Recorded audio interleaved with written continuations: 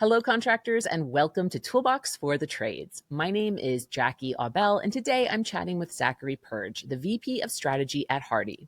Zach and I discussed external trends that impacted the HVAC industry in 2025 and how contractors from all industries can leverage these insights to shape their growth strategies for 2026. I hope you find our conversation as interesting as I did.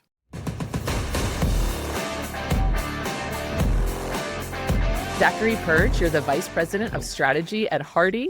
Today, you and I are going to be talking about HVAC trends in 2025 and how contractors can leverage these insights to preserve profitability for 2026 and beyond. Thanks so much for taking time out of your day to join me on Toolbox for the Trades. Welcome. Yeah, thank you so much for having me. I can't wait to get started. I can't wait to get started either, especially because the kind of message we're talking about today came highly recommended from two of my colleagues, Sarah Gerardo and Angie Snow, who both attended your talk at the Women in HVAC conference a couple of weeks ago. So let's get right into it. But okay, no, I need an icebreaker first, of course, what I always need. So Zach, please tell me what song, if any, would be the soundtrack of your life? So that's a very easy question. It is probably Soda Pop from K-pop Demon Hunters, because I have a 6-year-old daughter and I hear that song 1,000 times a day. No, that's my attempt at humor here. To actually answer it, I think I would go with Prince, Let's Go Crazy.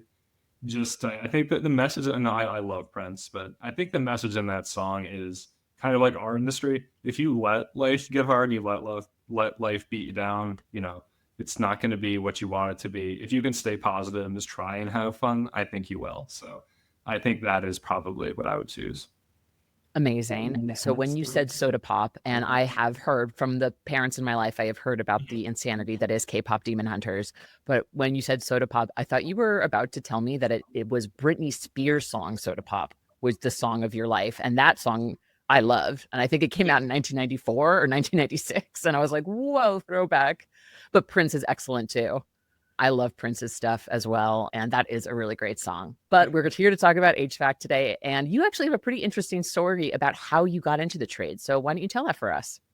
Yeah, I took a very circuitous route into the trades. So I'm going to date myself here, but I had an internship in 2007 when I was in college, actually with an HVAC distributor in Northeast Ohio. So this distributor, famous supply out of Akron, Ohio, was really ahead of the times of realizing of how important contractor training was. So not just technical training, but selling skills, safety skills, everything along those lines. And they wanted to pilot famous university all the way back in 2007.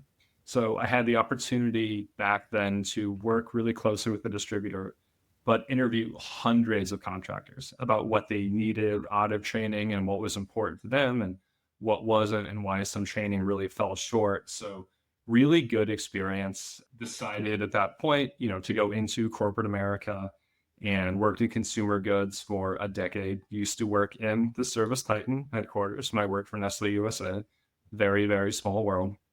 And from there, did mergers and acquisitions for Deloitte Consulting. Do not hate me for that. I'm a regular person, not just a consultant. But all the way back around, the company that gave me that internship was on the HARDI board and said, the company has an opportunity. M&A is really important right now for distributors and contractors. Is this something that you would like to be involved with? And my boss, Talbot G, and the board said, let's take a chance on this person. He's got a total of 3 months HVAC experience, and we're going to give him the opportunity. So, fast forward to 4 years later, and that's what I'm doing. And greatest job in the world because no 2 days are the same. And I think that it's a great group of people to be working with. And, at events like Women in HVAC, which I'm really thankful for. It's the second time I've been a main stage person there, but just, the optimism and the camaraderie within the trades and within HVAC is just something you don't see across every industry. So I'm really lucky to be here. When we first talked, you talked to me about how HVAC and consumer goods aren't as different as you'd think. Can you elaborate a bit on that? Yeah, and I'll say probably more so at the supplier and distributor level. But listen, these are really mature industries, right? These are industries that are in every home in America, and suppliers, whether you're selling mayonnaise or you're selling compressors.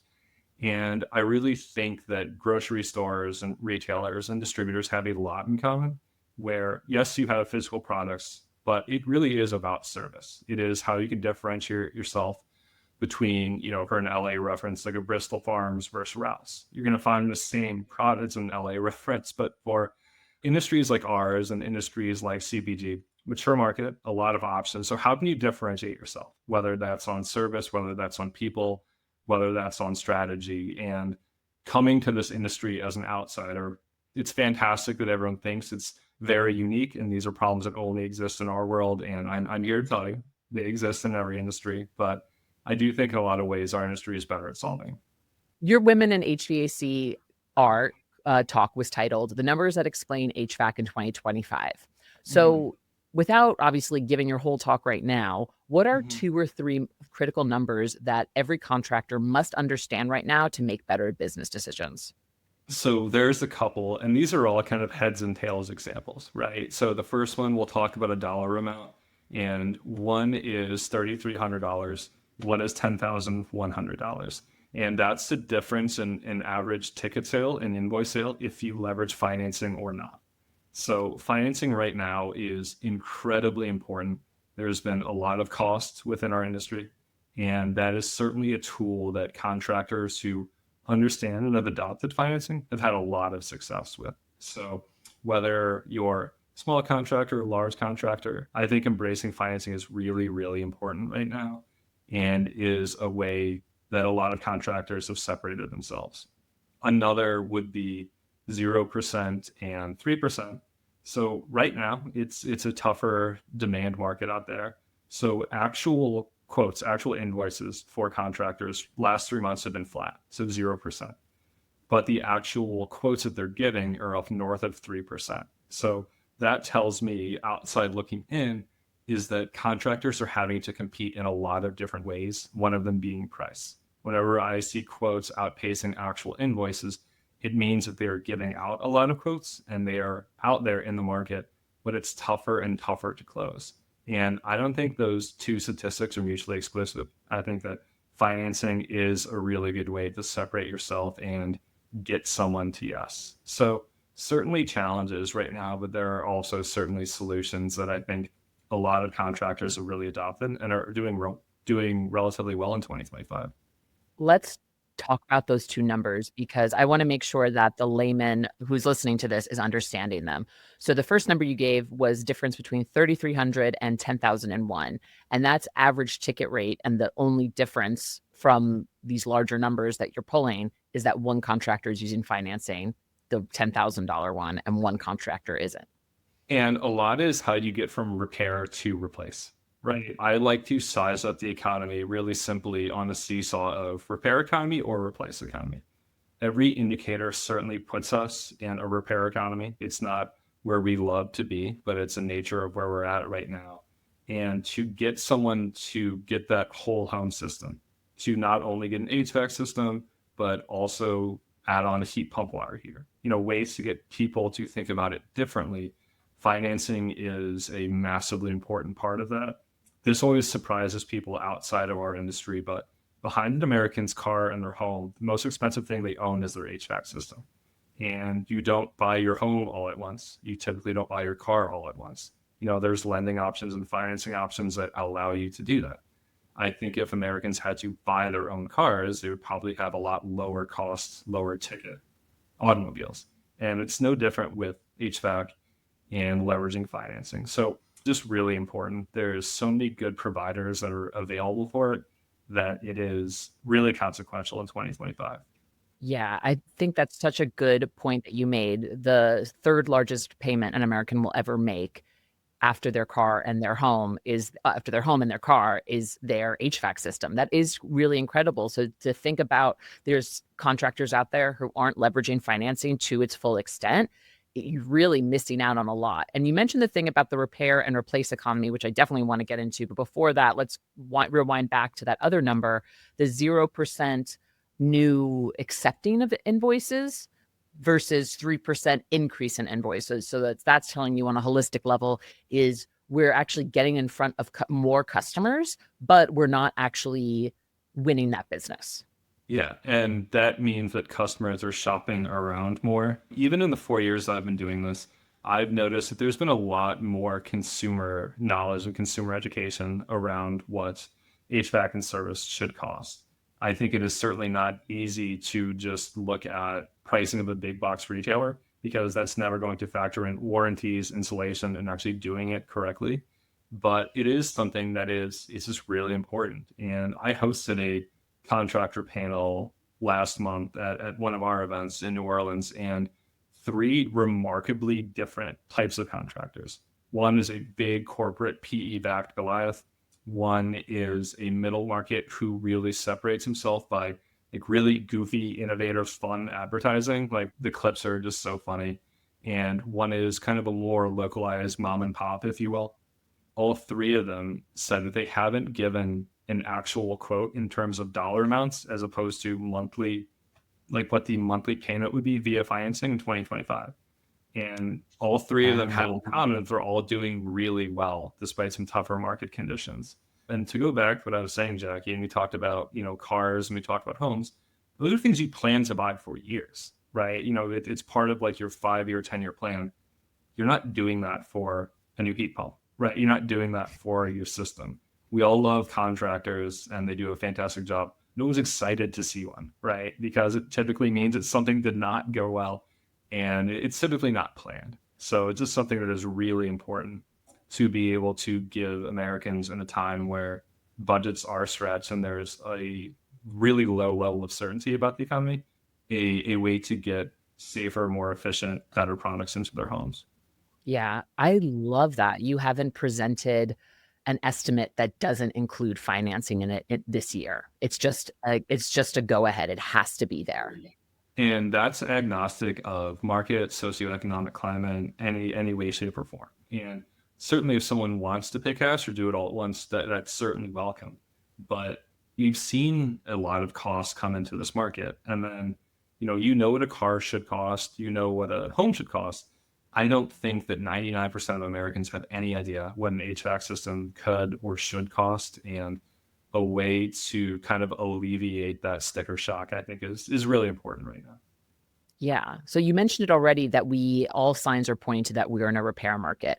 From just the few moments that we've been talking, I can ascertain from this conversation that because folks' budgets are stretched, people are a little bit nervous about the state of the economy, what's going to happen. Can you elaborate on that a little bit more? What makes for a replace versus a repair market? Because I feel like we were recently in a replace market. So how the heck did we get here where we're in a repair market? So it's a few things, and I'll try and run through this as quickly as I can. But 2021 was a black swan time for us, 2020 and 2021, right? Record high demand and record high pricing at the time. But people were home all the time. People weren't traveling and going to weddings, and they had more disposable income. A lot of people got stimulus checks, and we were all very cognizant of air quality. And so despite some tougher economic conditions, it was a gold rush for our industry and a lot of replacement opportunity. Shift forward ahead, and I'll make sure that I put a bow on this, but it's not just people having some tougher budgetary items. We are really dependent on the housing market. We need two things to be happening at all times. We need new permits and we need homes to be built, which we had over the past couple of years. Now we don't. And now we need a lot of homes changing hands. I always try and hammer home that, home sales rely on home improvements for our business. So you need home sales to get to home improvements. And when homes aren't changing hands, we leave tens of thousands of dollars on the table as an industry. And so right now we're finally seeing some inventory on the market, but there's 35% more sellers than buyers right now because people have been told for months upon months that rates are coming down, and home prices are going to go down and go down. Well, people are going to wait. And for our industry to really be cooking on all cylinders, we need a really strong housing market. And we typically want that to be in the form of permits, new construction, and home sales, just a normal kind of housing market. And we don't have either. Factors like consumer sentiment, very low right now. Uncertainty, very high. Mortgage rates, still high. Home prices, still really high. But the bow I wanted to put on this is these are not new. These did not just happen, right? And last year, all these factors existed. Some of them have been exacerbated in 25. But last year, there was 10% non-res growth in the industry. There was 5% residential growth in the industry. So I think that we have to take a step back and say, yes, times are tough, but we've continued to grow as a business. We've continued to offer safe, efficient products that are installed correctly and are going to be a long-term solution for a home. So it's not all gloom and doom. I always want to say, but we're growing. We have the ability to continue to do that despite being in a pretty pure repair market. I will say, as someone who is constantly making the joke on this podcast that I live in Los Angeles and I'll never own a home, that's not totally true. It's just going to take me a little bit longer to own a home than other people. But someone who is aware of the LA market, for example, there is a ton of inventory out there right now and not a lot of movement on it. Like you'll see condos and houses that have been on Zillow in really high demand areas for over 120, like 300 days. And it's because they are, they're sitting on this, like prices are coming down. So I can see, as someone who's playing with the idea of potentially buying a home, like, oh, I don't know if it's necessarily the best time for me to buy because interest rates are so high right now. And mortgage rates are almost 100% more expensive than they were even 5 years ago. So that's insane. It is crazy. And you look at statistics and, wage growth is up 28%. That's great. But the actual home cost is up like 55, 60%. So I don't think this is going to be an immediate solve. I do think that there is a lot of wait and see that's happening, but we as an industry, we can't wait and see, right? We have to find solutions. We have to get out there. And if we're just out there repairing, we showed in 2024 that we can make the most of it. And there are signs of life in 2025. I don't want to be all gloom and doom because you still have contractors, you still have distributors that are growing double digits and they're doing it profitably and they're doing it sustainably. So despite all of the headwinds that are coming at us as an industry, still keeping our heads above water. And it's because it's such a resilient industry that's filled with resilient people. I love that you're trying to focus not on the gloom and doom. I did a similar episode to this a few months ago with the editor-in-chief at Home Pros, and he kind of spoke about similar trends and how it's impacting the industry and how stark it is compared to just 4 years ago in 2020 and 2021. But I'm glad that you're saying there are contractors out here who are making this work. And that's because we know this line of work, HVAC, plumbing, electrical, what have you, this is resilient business. There will always be demand for it. So when we look at how we can take these insights that may be a little bleak and give them to the contractors that you and I both serve, I know one of the things you're telling people to focus on is their profitability. Talk to me a little bit about what steps you're encouraging contractors to take to identify and prioritize the most profitable jobs, teams, and equipment. So I 100% get the hypocrisy of this because for 20 minutes, we've been talking about mortgage rates and the housing market and affordability vis-a-vis tariffs. And we focus on those things. We focus on the weather. We don't focus as much as we should in this industry on controlling what we can control. You cannot control tariffs. You cannot control the weather. You can control your return on assets. You can control your overall profit margin. You can control how you're using services like ServiceTitan to understand where your profitability is coming from. So oftentimes I will talk with both distributors and contractors and say, who are your 5 best customers? And they will mentally just go to Excel and filter, and it'll be their 5 biggest customers. And I say, I didn't say biggest, I said best, I said most profitable, I said most strategic, right? And how can we live in that? If you're a contractor, do you know which lines are delivering you the most profitability? Do you know what people on your teams are the most profitable? Do you know what zip codes are the most profitable for you? Because this industry, I love it. It is remarkably good at what it does. It still has the mindset of, if I want my business to do well, I just have to sell more. And everything that's not pure volume is going to hurt my profitability. And I'm telling folks in 2025, it is the opposite. I love the conversation with distributors when I just say, how's your year going? And they say, well, great, we're up 5%. Well, 5% in terms of what? Because you could be up 5% in terms of volume and be actually losing money. And you can say as a contractor, we're flat, but we've focused on profitability. I've set the tone at the top as a business leader that we are going to understand profitability of every person, every job, and every product. And that's what's going to separate us in 2025 because you can control that.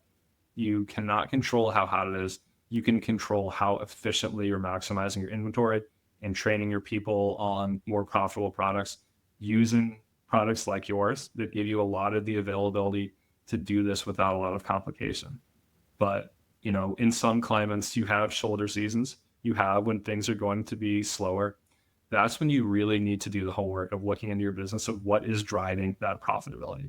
Because if you are only chasing volume, you are going to leave yourself so vulnerable to a year when that volume isn't there that you are going to really, really, really be at a disadvantage. I think that's great. And just to kind of summarize what I'm hearing from you, it's so interesting. We've been doing the show going on 250 episodes now. I think we're past that at this point. And it's so interesting how tropes come up over and over again, but in different packaging. And right now I'm reminded of something that Tommy Mello from A1 Garage says all the time, which is revenues for vanity, profit is for sanity. You have to be highly, highly plugged in to what types of jobs are producing the most type of profit and why. And would you say understanding why that is? Like, is it something about the particular service? Is it something about potentially the tech who's selling that service or anything like that? Figuring out why that is and then trying your best to duplicate it. Yeah, that's exactly right. And there's this, even in the 4 years that I've been in this industry, so much more data and so many more platforms for people to analyze and understand where that profitability is coming from. And I'll be completely honest. We talked about kind of the bonanza heyday of 2020 and 2021. If you weren't focused on profitability back then, I honestly don't blame you, because you were trying to get people and you were trying to keep your employees safe, and you didn't know what was going on out there. And your phone was blowing up with people wanting new systems. And if you just said, we're doing really well right now, we're going to maximize this, then I don't fault you. But if you're in 2025 and that phone isn't ringing and you're still operating the way that you did in 2020 and 2021 and expecting the same results, you're in for some disappointment. So, it's really understanding where your profitability is coming from, whether that's people, products, types of jobs, what efficiencies you can find, because this is the year. And kind of spoiler alert, I think next year will be too, though I think that there is some room for optimism in comparison to 2025. That profitability is the name of the game, and there's more tools and more reasons to figure out and to confidently know what's actually driving your profitability than there was before. When we talk about profitability, I'm wondering if you have a specific example. It's okay if you don't, but I'm wondering if you have a specific example of a contractor who you've worked with directly or you've spoken with directly who who had a great example of like, this is how we optimize our profitability. And before you answer that, giving you a few more seconds to think, I love that at the beginning of the show, you compared two businesses, one that was backed by, as your words, a PE Goliath, and another one that was, a mid-market independent owner. So I like that you set that stage, because it implies that even if you don't have a really robust PE mega corporation behind you, you can still implement this type of work to help your business grow and thrive during this type of market. So I'll give you maybe a tangential story and we'll see if it tracks. And I'll give you an actual example of what happened to me in my own home. I am a good homeowner. I have a maintenance contract on my HVAC system. And this summer, a tech came out and did the whole sweep and said, everything looks really good. I could recommend either this time or next time, your coil is a little dirty. It's a little fuzzy. I can put some new Calgon on it, put some product on it, and have that cleaned up for you for $70. You can do it this time, you can do it next time. And I said, I will absolutely do that. And the reason why that I will work with these people indefinitely, and this company didn't know, they replaced my old contractor that used to work on my unit. Because the exact same unit, a week before, someone had come out and said, you need $3,500 of repairs. You need entirely new piping, you need a new condensate pump, you need all of these things. I had not let on that I live in this world too. And I knew categorically I didn't need these things. So that is someone that tried to be ultra volume focused and ultra living in the here and now at a disservice. And I will never use them again. And I will tell all of my friends and neighbors that this is not a trustworthy business. One business took home $70 of cleaning out a coil, and that was the entire ticket for that day. But I will use them in perpetuity, because I really trust what they're doing. And listen, I understand that There's some businesses that are really squeezed right now and are really under that gun right now. But this was my closing message at Women HVAC too, is you have to think long-term and you have to think about a 1, 3, 5, 10-year strategy, and you have to stick to that. If you get into a position where you're chasing volume and you're eroding trust within your market, then that's going to be an issue. So this wasn't living in Excel. This wasn't leveraging ServiceTitan or anything super sophisticated, but whether this individual knew it or not, he was doing the most profitable thing by not trying to push a service and repair on a homeowner that they did not need. And maybe that works sometime, but this person, whether they knew it or not, secured the long-term health of that business for a long time. So when the actual time comes for me to replace this unit, I know exactly who I want to do it. And I think that speaks to messaging from the top, right? If you're pushing, we have to grow, the market is trash, like sell as much as you can. And your technicians, your service department, your front office, back office, you guys are pushing towards that. You could potentially damage relationships versus it sounds like your second contractor was thinking more about what is the best use case for our customers.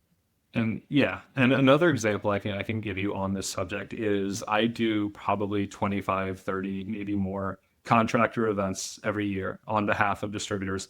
I love doing them. I especially love it in parts of the country where the people aren't quite as polite and just tell me what they really, really think. But I was doing one in the New York area, your home area. And this individual, and I appreciate the honesty, raised his hand and he said, there are zero, and I mean zero, replacement opportunities in my market. And I said, I'm really sorry to hear that. I know it's tough out there. Are you offering financing? No. You understand every single rebate that's available to the homeowners in New York, whether that's 25C, homes, here, electrification credits, things that you can leverage from your OEM and your supplier. Do you know all these local utility contracts that exist in New York State to have people commissioned to buy a new, a more efficient system? No. Well, I'm not surprised that you don't have any replacement opportunities to you, because I'd be willing to bet some of your competitors are finding those opportunities because they're leveraging every single tool that they have available to make these systems more affordable and get someone from a repair to a replace. There is still a lot of funding out there and a lot of incentives for the contractors that are really willing to do their homework and set that tone throughout the organization that this is one way to do that. There's certain areas where you can knock off 65, 70% of the unit's end cost if the user has the right qualifications, where you can become much more profitable by leveraging what's available to you and getting to a full-blown replacement opportunity. Yeah, I think that's really good insight.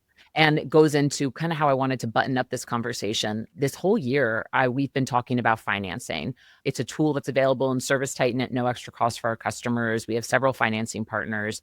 And I've been speaking to a lot of folks about how contractors can do the internal change management to get their people to actually offer financing. And I'm curious, given your perspective, you're going to all of these contractor events, what's your best advice for starting to successfully integrate financing into a sales process? Yeah, you cannot be intimidated by it. It's gotten so much easier in even the last year and a half, 2 years. And you mentioned what ServiceTitan has available for people to use it. There's a lot of different ways to skin the cat, to be perfectly honest. There's some contractors that say, we realize if there's some complexity around that, W-2s can get involved, income verification can be involved. There's tools that do that on the spot, but some of them have headquarter teams where that tech says, I will get you in touch with the right person immediately. He or she will get out here, I'll put you in touch with them. Some people incentivize and train their people up and down on being able to speak to financing and understanding how it is. It's no longer just a nice to have. It is going to be a need to have. When we've seen in the past 5 years, systems up 45, 50%, there's just going to be those hurdles for Americans that frankly need to have these. Indoor air quality is not a luxury, it's a safety issue. And that's something that we're really plugged in.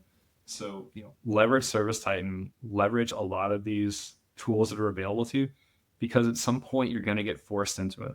Everyone's going to have to adopt this. And just think about the analogy that I gave. You plan on buying a home, you plan on buying a car. You don't plan on your system breaking in February in Northeast Ohio, where I live, and then really having to do it. And if you get the sticker shock of a new system, might be north of $10,000, $15,000. You have to have tools that allow the homeowner to be able to afford that and keep their family safe. And it's great to hear that you have tools that make that really easy. So we know that this industry can be tough, but we also know, you and I, that we know that it bounces back, right? So as somebody who analyzes numbers for a living, what is the single most compelling non-financial factor you've observed in the trades that guarantees its long-term survival and success? Yeah, so I'll go back to women in HVAC just because that's what led us here together. But I present a lot throughout the year, and there's some people that it's really tough to go on after because they were either super good or super bad, and the crowd's out of it. I had the fantastic opportunity to go on stage at Women in HVAC in front of like 800, 850 people right after a couch confession panel of industry leaders, female industry executives from the HVAC, both trades, wholesalers, suppliers. And there was not one bit of trepidation in those women. They had been in this industry for a long time. They've seen way tougher climates than this. And they were just inspired and they were ready to meet the challenge. And they were really optimistic. There was no woe is me. There was no there's too much going on and we can't control it. So it was really easy to go on after that and say, you can look at my numbers and charts and graphs all day, every day. What matters is what those women just told you. This is a resilient industry where the people make the difference. And this is still going to be a year of positive growth. It's going to be. And 2026 will be a year of positive growth. If we continue to do with what got us here and got us to be in a position where we continue to serve homeowners and serve businesses, we're going to be completely fine. So just going on stage after those women who had all the confidence in the world that things are fine and are going to be even better made my job a lot easier. So if you're listening to this or you're a contractor and you're newer in the space, find the senior most person at your company or the senior most person in your network. Someone who's been in the trades, 20 plus, 30 plus years. They'll say, this is nothing. We're still growing. You should have been here for 1987 or something like that, right? Or, for those of us that lived through 2008 and 2009, that was a much more difficult climate than this. So find someone and get the long-term history and you'll know. You might have one summer where things are tough. You might have a year like 2025, but there is a refrigerant shortage and tariffs and an A2L transition and inflation and everything else. And we're still going to be okay. So find someone, the most senior person you can, and ask them if they're worried in 2025 or 2026. I bet you anything that they are not. All right. Well, that is quite a testament. And what a way to end this episode, Zach. But I have to ask, is there anything, I know I got to look at your presentation. It was so great. Is there anything that you wish we had covered that we didn't get a chance to in this 35-minute segment? Yeah, I would just say we talked a lot about affordability in regards to financing. And I just know that these are really expensive products. So the best thing that you can do when talking to a homeowner who might have no clue what these things should cost, right? Talk about that the lifespan of these products now is the best it's ever been. The technology has become so good, and these are more efficient systems. If you've looked at your electric bill in the past couple of months, it's been insane. The better that you can have an updated new system, the better your efficiencies would be. And these are really strong products that can benefit the overall value of your home and can give you a lot more in terms of just comfort, technology, indoor air quality. There's a reason why there's cost, and there's a reason why I still think that there's enough in terms of incentives and rebates to get us to some replacement opportunities. So just, work with your distributor, work with your supplier, understand everything about your products, and don't feel like you're doing this alone. We as an industry are doing this together. And the better that we can help contractors with consumer education, we all need to be doing that. Because without any contractors, there are no distributors. And that's what I remind our distributor members of all the time. Amazing. All right. Well, Zach, this was such a great conversation. Thank you for joining me at Toolbox for the Trades. I'm definitely going to try and check you out the next conference I'm at, but this is fantastic, fantastic work. So thank you for sharing it with the Toolbox for the Trades audience. I really appreciate it. Well, thank you for the opportunity. Thanks, Jackie.